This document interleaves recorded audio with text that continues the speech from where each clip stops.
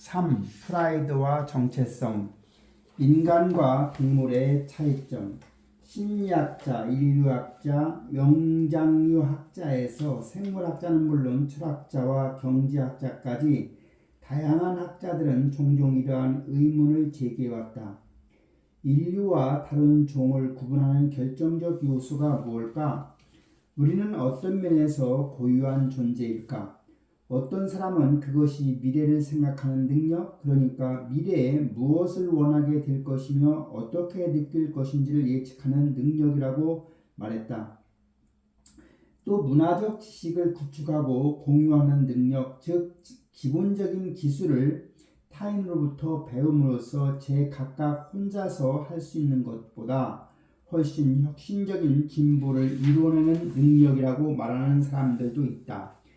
그런가 하면 마주보는 엄지손가락이라고 보는 사람들도 있다. 알고 보면 아마도 엄지손가락은 제외하고 이 중 어느 것도 한층 더 근본적이고 분명한 인간 고유의 능력인 자기감 없이는 존재할 수 없다. 자아가 없다면 우리 종은 우리와 다른 종을 구분하는 그 무엇도 할 수 없고 또 될 수도 없다. 그리고 이 모든 것을 하도록 혹은 되고 싶도록 만드는 동력이 바로 우리가 스스로에게 가장 느끼고 싶어하는 감정인 자부심이다. 다시 말해서 자부심은 우리가 자기 안에서 최고의 자신을 찾게 만들며 최고의 자신이 되고자 하는 욕구를 일으키는 힘이다. 그러나 자부심과 자아는 일방통행 관계가 아니다. 자부심은 훌륭한 자신이 되기 위해 필요한 동기부여에 박차를 가하지만 한편으로는 우리는 자아가 있기 때문에 자부심을 경험할 수 있다. 자부심과 자아는 서로를 보강하는 심리 현상으로 이 두 현상이 상호작용하면서 합작으로 이루어낸 진화적 적응이 우리 종을 오늘날의 우리로 만들어 주었다. 이런 측면에서 볼 때 사람의 진화 과정에서는 자아가 자부심보다 먼저였다고 보는 것이 타당할 듯하다. 어쨌거나 우리가 자부심을 경험하는 것도 우리가 좋게 느껴야 할 자신이 있고 나서야 가능한 일일 테니 말이다. 자부심은 우리가 자신이 어떤 사람인가를 생각하면서 스스로가 마음에 들었을 때 느끼는 감정이다. 자신에게 의미 있는 어떤 목표를 향해 열심히 노력하는 스스로가 마음에 들 때 우리는 진정한 자부심을 느낀다. 또한 자신이 남보다 낫기 때문에 혹은 남보다 우월한 어떤 능력이 있다는 점에서 스스로가 마음에 들 때 오만한 자부심을 느낀다. 이는 곧 자기감이 없다면, 그러니까 자신이 어떤 사람인지를 알고 그런 자신을 평가하는 능력이 없다면 자부심을 느끼지 않을 것이라는 이야기다. 따라서 우리가 자부심을 느끼는 이유가 무엇인지를 진화적 층위에서 파악하기 위해서는 자기감을 갖는다는 게 무슨 뜻인지를 먼저 이해해야 한다. 사람의 자아는 어떤 다른 동물의 자기와도 다른데 이것은 우리와 달리 원숭이, 개, 지렁이가 자부심을 경험하지 않는 이유를 설명해 준다. 하지만 그렇다고 해서 우리가 자아 개념이 있는 유일한 종이라는 뜻은 아니다. 단세포인 아메바를 포함해 모든 유기체에게는 자신과 나머지 모든 것들을 서로 구분짓는 기본 능력이 있다는 의미에서 자기가 존재한다. 모든 유기체에게 자기는 생명 활동의 동기다.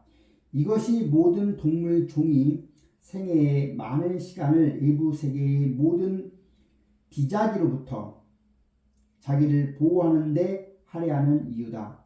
자기와 비자기를 구분하는 것 이상의 자기 개념을 지닌 종은 생각보다 많다.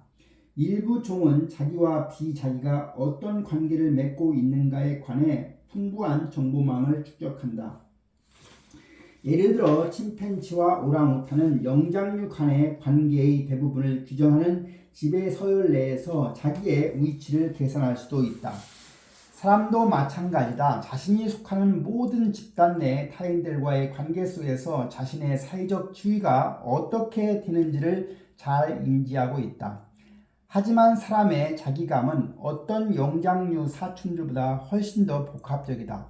사람은 생후 18개월이면 성체 심팬지에게서 나타나는 자아인식을 최고 수준으로 갖추게 된다. 유아에게 거울을 보여주면 거기에 보이는 것이 자신임을 알아본다. 성인이 되면 우리 종에게 고유한 인지 능력과 감정 능력이 결부된 복합적인 자아가 형성되며 이를 통해서 우리는 타인으로부터 학습하는 능력, 창조하고 혁신하는 능력, 도덕적으로 행동하는 능력을 획득한다. 그렇다면 인간 고유의 자아란 정확히 무엇일까? 먼저 자아는 단 하나의 단순한 실제가 아니다. 자아라는 개념을 처음 사용한 것은 철학자 월리엄 제임스로 그는 자아의 주요한 구성 요소를 둘로 구분하여 사유 주체로서의 자아와 사유 대상으로서의 자아라는 개념을 제시했다. 문법적 개념에 익숙한 사람이라면 이 둘을 각각 주어가 되는 자아와 목적어가 되는 자아라고 인식할 수 있을 것이다. 즉 주체인 나는 사고를 행하는 자아이며 객체인 나는 사고와 관심의 대상이 되는 자아에 가깝다. 주체로서의 나는 모든 것을 행하고 모든 것을 사고하는 자아다. 이 자아는 모든 정보를 처리하고 모든 행동을 제어하는 은유적으로 말하면 우리 내 안에 난쟁이 같은 존재이며 나는 아이스크림을 먹고 싶다라거나 나는 지금 출근하는 길이라고 말할 때의 나다. 반면에 객체로서의 나는 행동하거나 사고하지도 무언가를 원하지도 않는다. 이 나는 우리 개개인에 대한 지식 구조물, 이를테면 정보를 담은 책자에 가깝다. 즉 본질적으로 우리의 정체성이며 우리가 스스로를 생각할 때 떠올리는 그 자신이다. 여기에는 자신의 성격과 적성, 능력, 지식, 생김새 등 우리가 자신에 대해 알고 있는 모든 사항이 포함된다. 나는 신장이 173cm가 아거나 나는 야구를 잘한다 같은 말로 설명되는 것이 대상으로서의 나, 객체적 나다. 자신에 대해서 알고 있는 모든 것, 이는 객체로서의 자아가 존재하기 때문에 알 수 있는 것이다. 그런데 생각해보자. 객체로서의 나는 주체로서의 나 없이는 존재할 수가 없다. 내가 누구인지를 안다는 것은 자신을 들여다보는 주체로서의 나를 사용함으로써 가능한 일이기 때문이다. 자아인식 없이, 다시 말해 이건 나다 하는 의식적인 자각 없이 자신을 바라보는 기묘한 실존적 상황에 처해 본 적이 있는 사람이라면 이게 무슨 이야기인지 알 것이다. 그런 상황이 드물긴 해도 어쨌든 이 경우에 내가 바라보는 그 사람은 객체로서의 내가 아닌 어떤 다른 존재로 인식될 것이다. 소설가 호르메 루이스 보르헤스가 아주 적절한 가설로서 이 점을 증명한 바가 있다. 피트는 백화점에서 줄을 서서 기다리다가 계산대 너머로 CCTV 모니터가 있는 것을 본다. 모니터를 통해서 혼잡하게 뒤섞여 있는 사람들을 지켜보다가 그는 화면 왼쪽으로 보이는 코트 차림의 누군가가 바로 그 뒷사람에게 소매치기를 당하고 있다는 사실을 알아챈다. 놀라서 손을 입으로 가져가던 피트는 그 피해자의 손도 똑같이 입으로 가고 있다는 점에 주목한다. 피트는 불현듯 깨닫는다. 소매치기를 당하고 있는 사람이 바로 자기 자신이라는 사실을. 피트는 갑작스러운 깨달음으로 중대한 지각의 전환을 일으킨다. 주체인 내가 타인을 관찰하는 행위에서 순식간에 나 자신을 관찰하는 상태로 이동한 것이다. 이 이야기 내내 피트가 지켜보던 대상은 동일한 사람이었지만 저거 나잖아 하는 깨달음에 의해서 그의 경험은 전혀 달라졌다. 말하자면 자기를 의식하게 되는 것이다. 이는 자신을 바라보면서 어떠한 생각이나 여타의 의심 없이 이건 나라는 사실을 아는 능력이며 그렇게 바라보는 행위의 결과로서 자신이 바라보고 있는 대상에 대해 완전히 다르게 느끼는 능력이다. 지금까지 밝혀진 바로 이것은 우리 종에게만 온전히 존재하는 능력이다. 우리 종을 현재의 모습으로 만들어준 능력이다. 정체성은 어떻게 길러지는가? 우리 인간은 자신이 누구인지를 알 수 있다. 주체로서의 자, 즉 보는 행동을 하는 나를 이용해 명확하게 객체로서의 자, 즉 타인의 눈에 보이는 나에 대한 감각을 획득하는 능력이 있는 것이다. 이는 생각보다 놀라운 능력이다. 다른 어떤 동물도 할 수 없는 일이며 적어도 우리가 할 수 있는 수준으로는 먹고 마시고 잠자는 일에서 새 친구를 사귀고 일자리를 구하고 데이터 상대와 줄다리기 하는 일까지 우리가 하는 거의 모든 일에 영향을 미치는 능력이다. 가벼운 간식 하나 고르는 데에도 자신의 취향이 반영되며 아울러 간식 시간을 즐기는 이유는 말할 것도 없고 건강을 위한 생활 수칙이나 그날의 저녁 식사 계획, 간식에 포함된 성분 등 자신에 대한 총체적인 지식이 동원된다. 이처럼 우리는 자신에 대해 상당히 많은 것을 알고 있으며 우리가 내리는 모든 결정에 그 지식이 활용된다. 하지만 애초에 우리는 이런 정보를 어떻게 획득하는 것일까? 사회학자 찰스 쿨리가 1902년에 내놓은 용어인 거울 자아가 이 문제를 다루고 있다. 우리가 자신에 대해서 갖는 느낌, 즉 정체성은 우리를 둘러싼 사람들의 눈에 비친 자신의 이미지에 형성된다는 것이 쿨리의 주장이다. 우리는 타인들이 나를 어떻게 바라보는지 면밀히 관찰함으로써 내가 어떤 사람인지 알게 된다는 뜻이다. 쿨리는 이를 시적으로 표현했다. 서로는 하나의 거울, 지나가는 타인을 비추는 거울이다. 그런데 이는 직관에 반하여 접근법으로 느껴진다. 쿨리에 따르면 사람의 정체성은 깊은 사유와 반성을 통해서 형성되는 것이 아니다. 주위 사람들과의 상호작용 그리고 사람들이 자신을 어떻게 볼지에 대한 짐작을 토대로 자신이 어떤 사람인지를 추론한다. 내가 말하는데 사람들이 웃는다면 나는 재미있는 사람이구나 하고 생각하고 사람들이 나를 피한다면 나는 사람들에게 호감을 주지 못하는구나 라고 생각하게 될 것이다. 나의 총체적인 정체성은 그동안 상호작용해온 모든 사람들에게서 반사된 이미지가 쌓여 형성된다. 여기서 중요한 것은 그렇게 형성된 정체성이 다른 사람들이 나를 어떻게 인식하는지를 실제 거울처럼 있는 그대로 보여주진 않는다는 점이다. 오히려 유령의 집에 있는 거울에 비친 것처럼 왜곡된 상에 가깝다. 다른 사람들이 나를 분명 이렇게 생각하는 것이라는 어쩌면 착각일 수도 있는 나의 생각이 투영되기 때문이다. 쿨리의 거울 자아 개념은 정체성의 형성에 타인이 미치는 영향이 생각보다 훨씬 더 크다는 점을 강조한다. 어른이 된다는 것은 어느 정도는 남들이 나를 어떻게 생각하든 신경 쓰지 말자고 결심하는 것이다. 내가 어떤 사람인지 어떤 사람이 되고 싶은지는 잘 알고 있으니 이래라 저래라 하지마 하고 말이다. 그렇지만 농담을 던졌는데 남들이 웃지 않으면 자신이 재미있는 사람이라고 생각하기가 쉽지 않은 게 사실이다.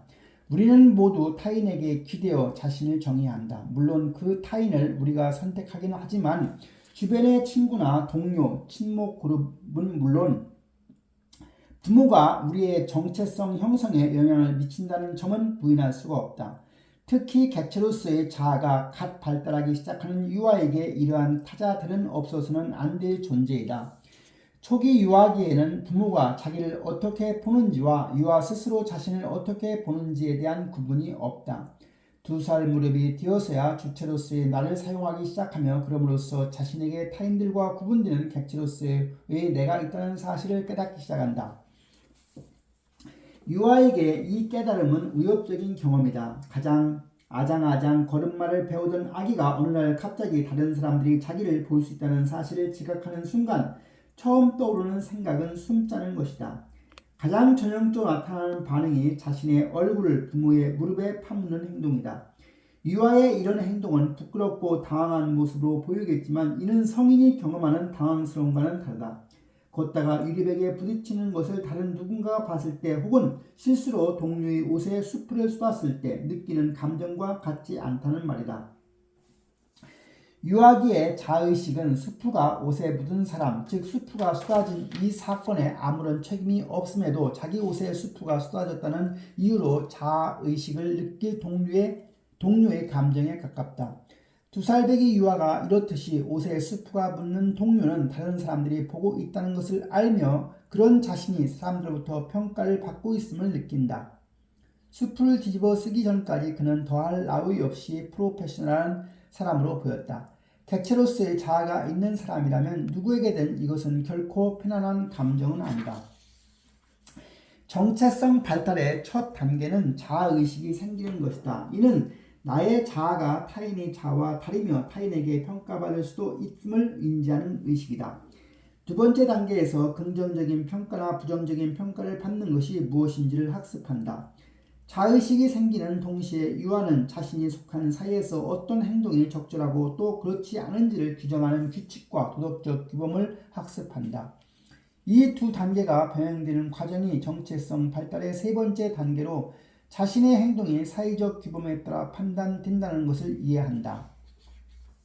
이 3단계는 생후 몇 년이라는 짧은 기간에 일어나지만 네 번째 단계는 유년기의 오랜 시간에 걸쳐 점진적으로 이루어진다. 이 단계에서 어린이들은 부모, 교사, 또래, 친구 등 일부의 평가를 내면화하여 이를 자기 평가로 전환하기 시작한다. 이 단계에는 내가 손을 씻으면 엄마가 기뻐한다 해서 손을 씻을 때 나는 착한 아이다가 되는 중대한 전환이 일어난다. 이 시기에는 기쁨이 자부심으로 바뀌고 스스로 해내는 성취감을 느끼며 그 성취를 자축하는 능력을 갖게 된다. 유아기에는 어떻게 행동해야 할 것인가에 관한 모든 결정이 그 행동에 대한 성인의 감정에 맞춰진다. 하지만 유아가 더 자라서 사회화가 되기 시작하면 부모가 정한 규칙과 규제를 자기식으로 받아들이게 된다. 이처럼 내면화된 기준으로 스스로를 평가하고 자신이 그에 미달하거나 초과하는 경우에는 우리 성인이 스스로에게 품었던 기대나 소신에 자신을 비교할 때 느끼는 감정과 동일한 감정을 경험한다. 이것이 바로 제의식, 수치심, 자부심과 같은 자의식의 감정이다. 내면화된 사회규범과 이를 토대로 자신을 평가할 인지능력이 없다면, 다시 말해 주체로서의 나를 통해 객체로서의 나를 바라보고 자기 기준에 따라 어떤 행동이 좋은지 나쁜지를 판단하는 능력이 없다면 자부심 자체도 있을 수 없다. 사회적 기준을 객체로서의 나와 통합해 내면화하는 이 과정은 여러 해에 걸쳐 이루어진다. 초등학교 2학년생이 말하는 제의식이 사람들이 나를 더 이상 좋아하지 않을까봐 두려워하는 감정이라면 5학년생이 말하는 제의식은 나는 왜 이렇게 멍청할까 하는 감정이다. 5학년 아이는 자신이 한 행위에 대해서 부모님이 뭐라고 할지 생각하지 않고도 자책감을 느낀다. 상인들이 직장에서 계약을 따내지 못했거나 중요한 기념일을 잊어버렸을 때 재활용 폐기물을 일반 쓰레기통에 던져 넣었을 때 느끼는 것처럼 말이다. 다행히도 여기에는 장단점이 있다. 이를테면 업무상 중요한 거래를 마무리했을 때나 뜨개질로 스위트를 완성했을 때 또는 책장을 만들었을 때 대부분의 성인들은 부모님 생각을 하지 않고도 스스로 대견하게 여길 수 있다는 점이다. 사회적 규범이 성공적으로 내면화되는 것, 즉 자신이 어떤 사람이 되는가를 결정하는 데 사회적 규범이 부분적으로 작용하는 것은 사회적 존재가 되는 데 가장 중요한 전제 조건이다. 인류학자이자 실존주의의 현자인 어니스트 베커는 이 과정을 엄정한 결과가 따르는 연극 공연에 비유했다. 공연에서 우리가 맡은 역을 충실히 수행한다면 우리에게는 정체성을 사회적으로 승인받는 보상이 주어질 것이다. 서툰 연기로 공연을 망친다면 우리는 사회적으로 파멸, 문자 그대로의 파멸에 이르고 말 것이다. 성공적인 정체성의 형성이 죽느냐 사느냐의 문제라는 베커의 주장이 극단적으로 들릴지 몰라도 엄연히 옳은 말이다. 자신이 속한 사회의 규범을 충족하는 정체성을 확립하지 못한 사람은 사회에서 거부당한다. 인류 진화의 역사를 볼 때 말 그대로 죽음을 의미하는 운명인 것이다. 이런 이유로 우리는 사회적 규범을 내면화하여 자신의 규범으로 삼도록 진화했다고 할 수가 있다. 다음으로 5번째 발달 단계에서는 다시 한번 전환이 이루어진다.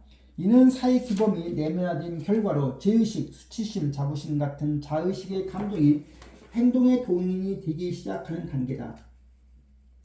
사회적 규범이 내면화되기 전 어린이는 어떤 행동을 실행에 옮길지 말지를 결정할 때 부모님이 그 행동을 어떻게 평가할지를 생각한다. 그러나 내면화된 자신의 규범에 따라서 스스로 평가할 수 있게 된 후에는 자신이 어떻게 행동할지 결정할 때 더 이상 다른 사람이 어떻게 판단할지를 생각할 필요가 없어진다.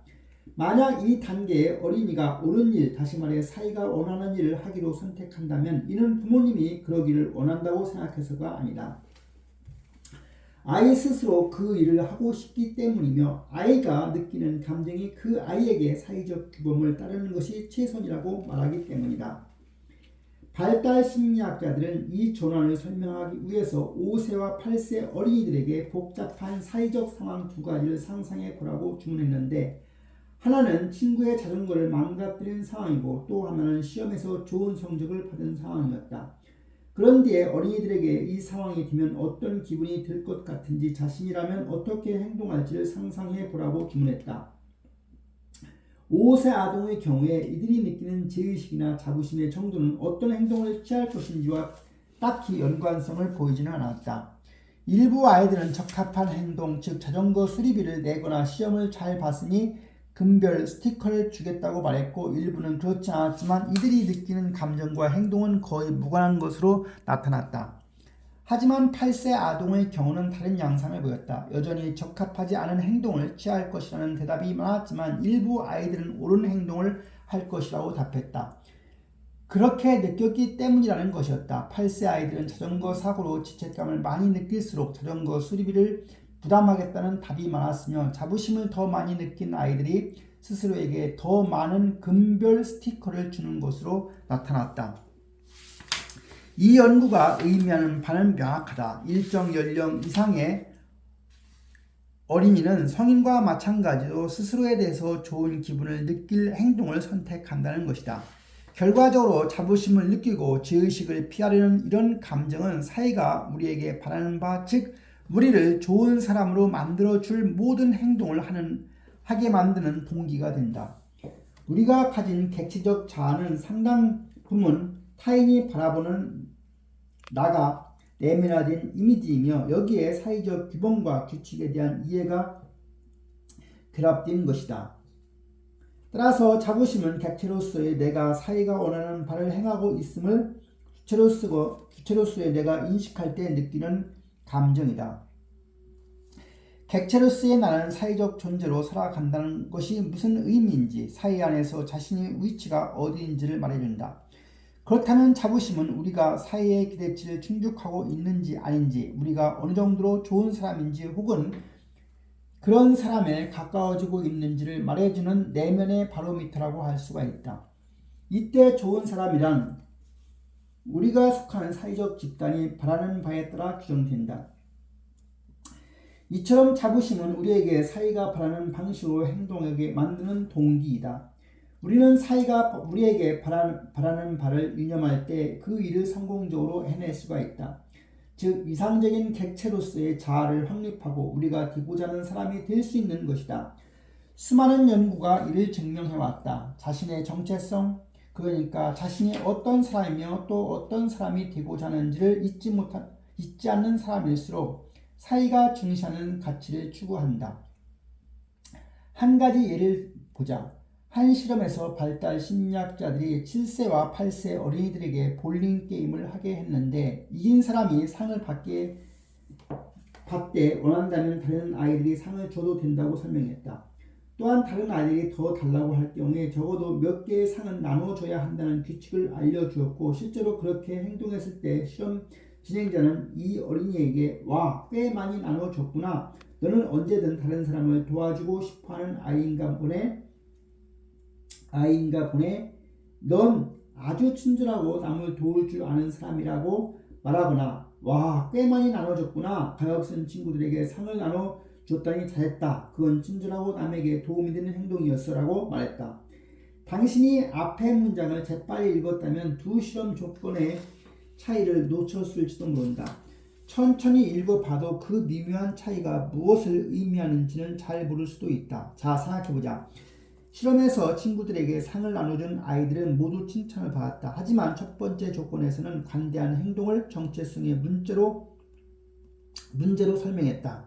넌 아주 친절하고 남을 도울 줄 아는 사람이야. 한편 두 번째 조건에서는 어린이가 자신의 관대함을 일회성 행동으로 바라보게 했다. 그건 친절하고 남에게 도움이 되는 행동이었어.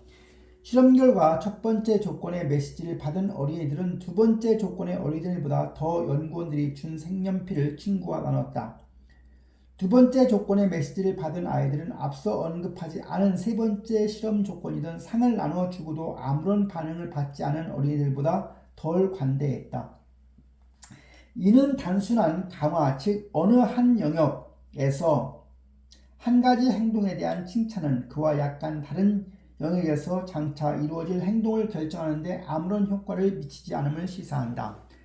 반면에 아이가 자신을 관대한 행동을 하는 사람으로 바라보도록 격려함으로써 객체적 자아에 대한 인식을 전환하는 것은 앞으로의 행동을 향상시키는 데 효과적인 수단이었다.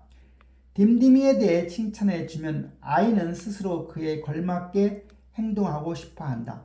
그것은 객체적 자아가 자부심의 대상이며 사람이 취하는 행동의 많은 부분이 가능한 한 모든 상황에서 자부심을 느낄 수 있는 쪽으로 선택되기 때문이다. 어떤 상황에서 아이의 행동을 칭찬해 준다면 어쩌면 아이는 그 한 차례의 행동에서 자부심을 느껴 다음에 그 행동을 다시 할 수 있도록 한다. 하지만 거기에 그치지 않고 아이가 다른 여러 상황에서도 관대하게 행동하도록 독려하는 것이 목적이라면 아이가 자신의 객체적 자아를 관대한 사람으로 바라볼 수 있게 만들어줘야 한다. 평범한 아이라면 자신의 그런 정체성에서 자부심을 느낄 수 있는 행동을 하려 할 것이다. 이것이 성인에게도 동일하게 적용될까? 대부분의 성인은 자신의 객체적 자아에 대해 상당히 잘 알고 있다. 이미 그러한 정체성이 형성되어 상당히 안정적인 상태로 고착화되어 있기 때문에 일부에서 공급되는 정체성 관련 정보가 행동에 얼마나 영향을 미치는지는 분명하지는 않다. 하지만 성인도 자신이 어떤 사람인가에 관한 정보에 영향을 받는다. 단 그 정보는 이미 알고 있는 바를 상기시켜 주는 것이어야 한다. 성인에게는 자신이 생각지도 못한 어떤 사람일 수 있다는 이야기를 믿게 만드는 일이 쉽지는 않다. 하지만 자신의 어떤 면들을 얼마나 소중히 여기는지, 즉 그의 객체적 자아 중 얼마나 많은 부분이 그에게 자부심의 원천이 되는지를 상기시키는 것은 가능하다. 이렇게 자신의 자아 중 어떤 면에 중점을 두리라는 격려를 받으면 자신의 이런 면에 자부심을 느끼려는 욕구가 일어나 그 자아가 바라는 방향으로 행동하게 된다. 성인의 객체적 자아가 동기부여에 발휘되는 힘은 2008년 미국 대통령 선거 직전에 행해진 한 연구가 잘 보여준다. 무작위로 선정한 캘리포니아 유권자들에게 투표 계획에 대해 몇 가지 질문을 던졌다. 일부에게는 다가오는 선거에서 투표자가 되는 것이 당신에게는 얼마나 중요한 일인가처럼 투표 행위에 투표자의 정체성이 반영되는 문항으로 구성된 질문지를, 나머지에게는 다가오는 선거에서 투표하는 것이 당신에게는 얼마나 중요한 일인가처럼 투표를 하나의 행동으로 바라본 문항으로 구성한 질문지를 제공했다. 두 질문지에 사용된 언어 표현은 크게 다르지 않아 보이지만 매우 다른 행동으로 이어졌다. 놀랍게도 정체성 조건 질문을 받았던 이들 중 96%가 실제로 투표에 참여했다. 참고로 캘리포니아 지역 유권자의 투표율은 79%, 실험에서 행동 조건 질문을 받았던 참여자들의 투표율은 이와 비슷한 82%였다.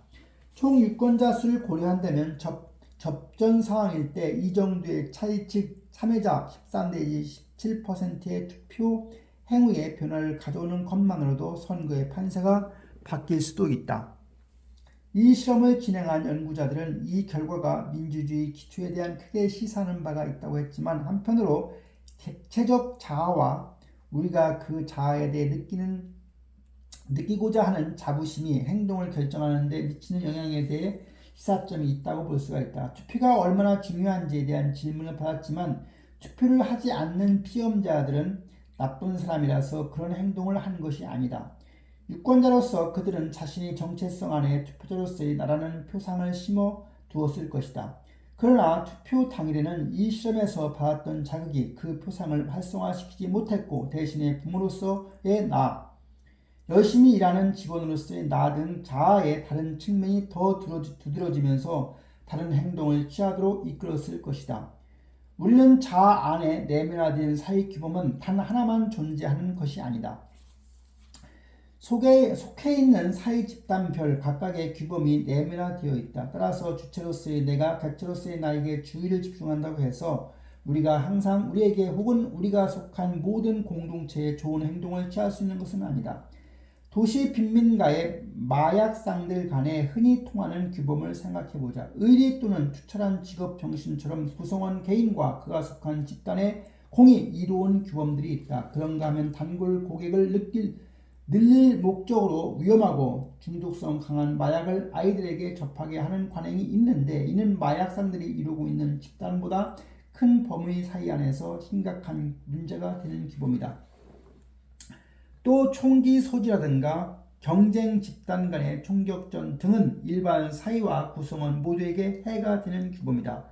한 사람의 정체성에는 이처럼 긍정적 사회 규범과 부정적 사회 규범이 모두 자리를 잡고 있다.